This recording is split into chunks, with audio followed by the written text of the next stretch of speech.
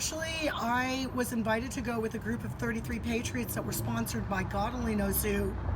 The organizer, Katie Williams, contacted me. I thought, this poor girl, she's putting this whole thing together single-handedly. I will help her. I said, Katie, I will help you. I will purchase whatever you need. But with the agreement that you're going to Zelle me back the money immediately. No problem. So I was purchasing, she was Zelling. I was purchasing, she was Zelling. Somewhere along the line late that afternoon, as it became crunch time, she stopped Zelling and I didn't notice it. With all the transportation costs, it was about $817. Okay. Yeah. Okay, so did you run into her at DC before you guys did the march? Was she able to give you the money then? What happened? Well, let's just say I saw her once. She was very unresponsive to my texts. I was stuck putting together all the megaphones with one guy by myself. None of the patriots responded to my plea on the group text. So I saw her once.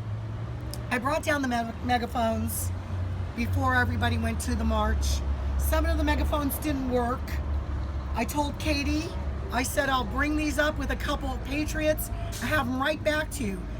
While I was up in my room, and literally I turned this around in a miracle of 10 minutes. She called me, she says, would you bring me down some batteries for my megaphone? No problem, Katie. I run this stuff down, nobody's there. They left me behind. So they left you behind with all these megaphones and didn't even march with you, and you never got any money for the remainder of... They left me behind with the 7 megaphones that I fixed for her and the extra batteries. And yeah, I called her repeatedly. She didn't call me, she didn't text me. I called her repeatedly, she didn't pick up her phone, she didn't answer my text. I finally got a hold of one guy by the name of Brandon. I said, Brandon, I'm stranded. I'm wearing red Trump gear on an abandoned street in Washington, D.C. I'm scared. I go, get Katie on the line. Oh, I'm sorry, Katie's too busy to talk to you. I said, send me someone back, please. I'm sorry, we're already 3 to 4 blocks up the street. You're gonna have to catch up with us. Knowing that you have an injury and you're not able to walk fast enough, even if you were to have gotten jumped, you would not have been able to defend yourself because you would have lost balance and you would have had to use your cane to ward somebody off. So nobody came for you. Yep. You supplied all these supplies. You didn't get, let's just say 75% of your money back that you put forward. It's over $1,000 she owes me. Shows you $1,000.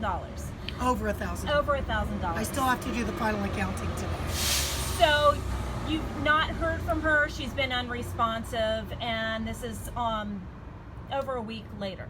Yes, and then you want to know what the response from the group was when I put out the plea? What was it? Crickets.